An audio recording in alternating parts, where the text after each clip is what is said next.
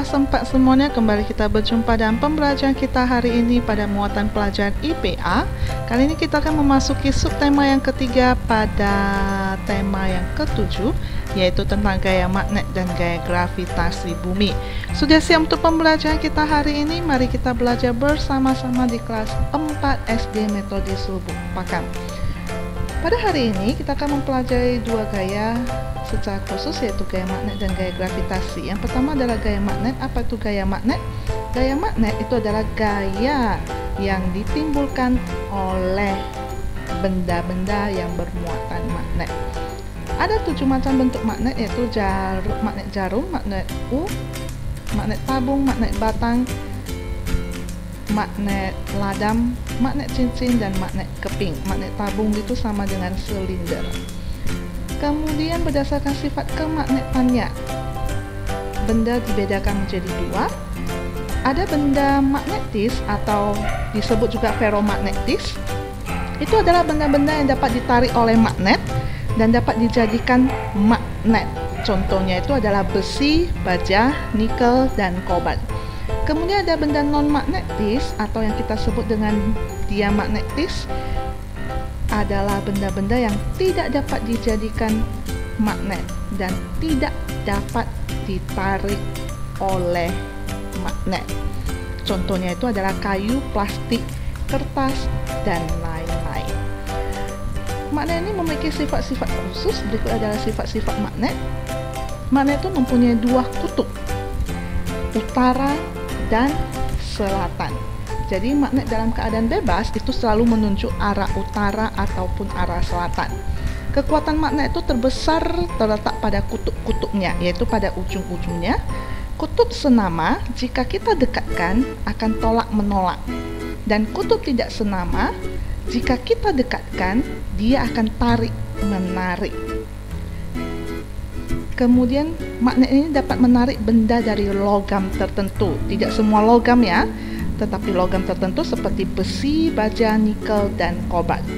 Gaya magnet itu dapat menembus benda tipis.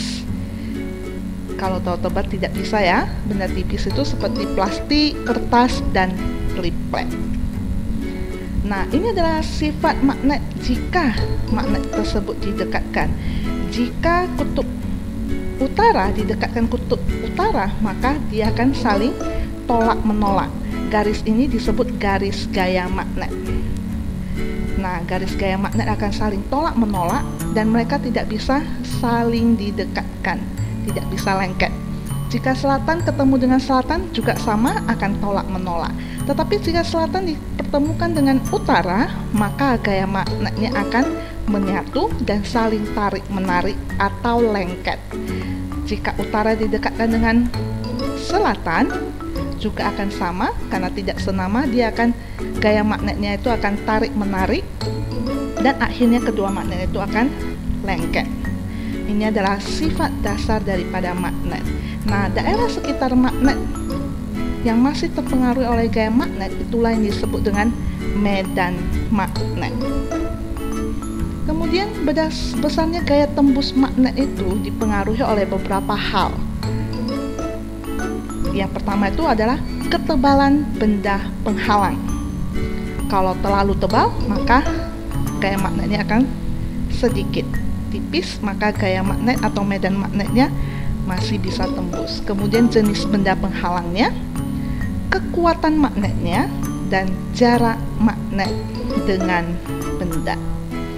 Itu adalah pengaruh hal-hal yang mempengaruhi gaya tembus magnet. Kemudian dalam kehidupan sehari-hari, magnet ini sangat banyak gunanya untuk kehidupan kita. Yang pertama itu adalah dia biasanya dipakai sebagai pengunci kotak pensil dan kulkas. Kemudian membuat dinamo sepeda, membuat kompas, membuat bel listrik, dan biasanya digunakan pada alat berat untuk mengangkat benda dari besi. Itulah kegunaan dari magnet. Nah, kemudian kita akan mempelajari bagaimana cara membuat magnet. Biasanya kita bisa membuat magnet itu dari benda yang terbuat dari logam yang baik seperti besi atau baja. Besi itu biasanya lebih cepat dibuat magnet, akan tetapi sifat kemagnetannya cepat hilang. Sedangkan baja itu sukar dibuat magnet, tetapi sifat kemagnetannya kuat dan tidak cepat hilang. Nah, ada 3 cara dalam membuat magnet. Yang pertama itu adalah cara elektromagnet. Cara elektromagnet itu merupakan cara aliran listrik. Kita memerlukan sumber listrik. Nah, di sini gambarnya ada sumber listriknya adalah baterai. Cara ini dibuat dengan mengalirkan arus listrik ke dalam suatu penghantar. Penghantar itu di sini adalah paku atau logam besi. Kemudian ada cara gosokkan, yaitu dengan cara menggosokkan sebatang magnet pada besi ataupun baja. Dan cara ketiga adalah cara induksi, yaitu menempelkan magnet pada benda-benda yang dapat menarik, yang dapat ditarik oleh magnet seperti besi ataupun baja. Itulah 3 cara membuat magnet. Dan yang kedua, gaya yang akan kita pelajari hari ini yaitu gaya gravitasi, yaitu gaya tarik bumi. Gaya gravitasi ini sering disebut juga gaya tarik bumi, yaitu gaya yang mengakibatkan semua benda di bumi itu jatuh ke bawah ke arah pusat bumi. Nah, gaya ini bisa diukur dengan alat yang disebut dengan gravimeter. Selain bumi, bulan juga memiliki gaya gravitasi yang disebut dengan gaya gravitasi bulan, dan gaya matahari juga memiliki gaya gravitasi yang disebut gaya gravitasi matahari. Gaya gravitasi bulan mengakibatkan pasang naik dan pasang surut air laut di bumi, sedangkan gaya gravitasi matahari itu mengakibatkan semua benda-benda luar angkasa seperti planet itu berputar mengitarinya. Ada beberapa hal yang mempengaruhi kecepatan jatuh benda di bumi, yaitu yang pertama itu berat benda. Semakin berat maka dia akan cepat jatuh dan gesekkan dengan udara. Beberapa manfaat gaya gravitasi bumi yaitu benda-benda di bumi itu tidak akan terlempar keluar angkasa. Kita tidak akan terlempar keluar angkasa. Kemudian makhluk hidup itu dapat berjalan di atas tanah. Semua benda yang mempunyai berat tidak akan melayang-layang di udara. Penerjun payung dan pesawat terbang dapat turun ke bawah.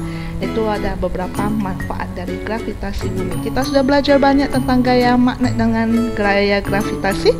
Saatnya kita punya tugas. Ada 3 soal. Yang pertama, jika dilemparkan ke atas, manakah yang lebih cepat jatuh ke bawah? Uang logam atau selembar kertas? Kalian jawab. Jika jawaban kalian uang logam, kalian harus jelaskan mengapa. Jika jawaban kalian selembar kertas, kalian harus jelaskan mengapa jawabannya selembar kertas. Ingat, nomor 1 harus diberi alasan. Nomor 2, gambarkan 7 macam bentuk magnet. Kalian gambarkan. Nomor 3, berdasarkan gambar, tentukan cara membuat magnet berikut ini. A, jawabannya apa?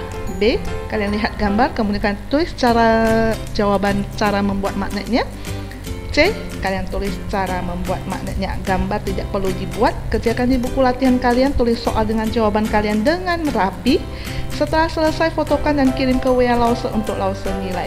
Inilah akhir pembelajaran kita hari ini. Sampai jumpa lagi pada pembelajaran kita selanjutnya. Tetap semangat anak-anak, tetap rajin belajar, laksanakan semua tugas kalian dengan penuh tanggung jawab. Tuhan Yesus memberkati.